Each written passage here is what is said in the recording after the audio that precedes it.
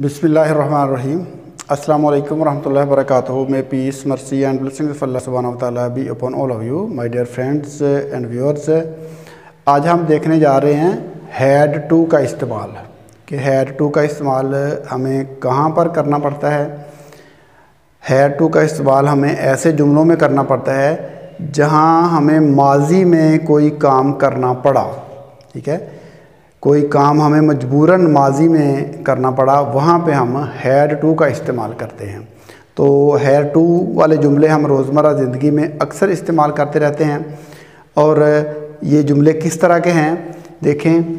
उसे अपनी नाराज़ बीवी को मनाना पड़ा, उसे इम्तिहान में पास होने के लिए सख्त मेहनत करना पड़ी, मुझे अपने भाई की शादी में शिरकत करना पड़ी। तो ऐसे काम जहाँ पे जाना या जिन कामों को अंजाम देना हमारी मजबूरी होती है, ऐसे कामों के लिए हम हैड टू वाला स्ट्रक्चर इस्तेमाल करते हैं।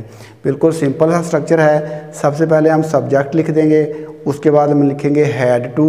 हैड टू के बाद हमने क्या करना है, वर्ब की फर्स्ट फॉर्म लगा देनी है, उसके बाद हमने ऑब्जेक्ट लगा देना है।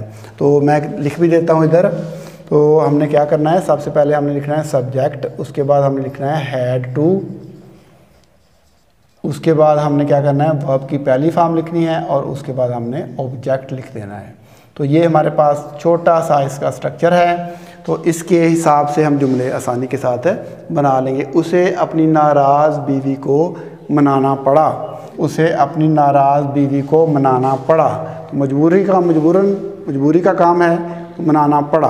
तो हैड टू का स्ट्रक्चर हमने यूज़ किया, he had to propitiate his angry wife. तो इस तरीके से हम आसानी से जुमला बना लेंगे।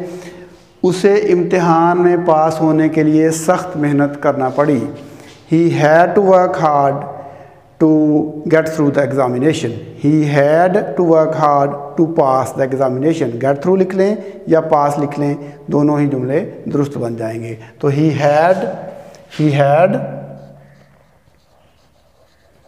had to work hard to get through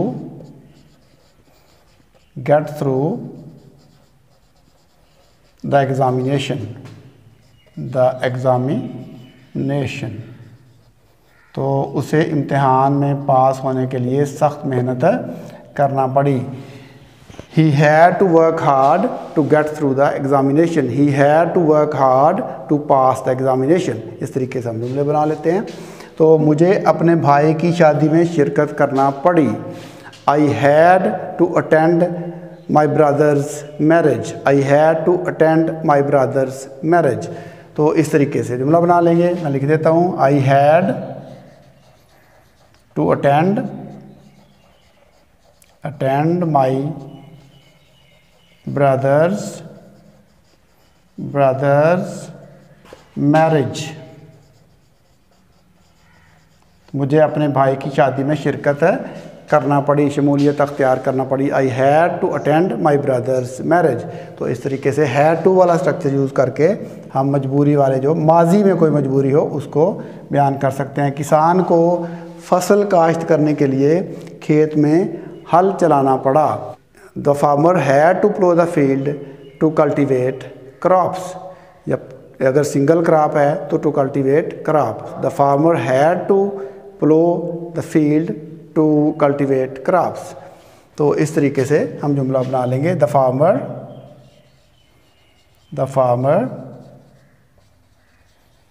had to plow the field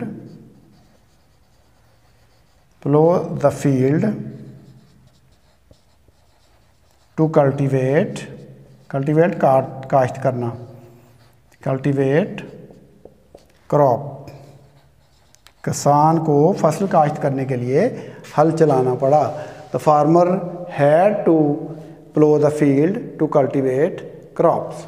उसके बाद मुझे अपनी बीवी की अदम मौजूदगी में खाना पकाना पड़ा। तो I had to cook food in the absence of my wife। I had to cook food या cook meal in the absence of my wife। I had to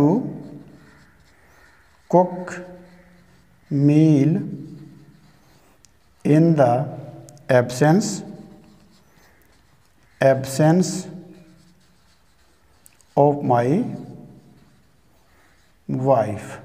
मुझे अपनी बीवी की अदम मौजूदगी में खाना पकाना पड़ा। I had to cook meal या I had to cook food in the absence of my wife.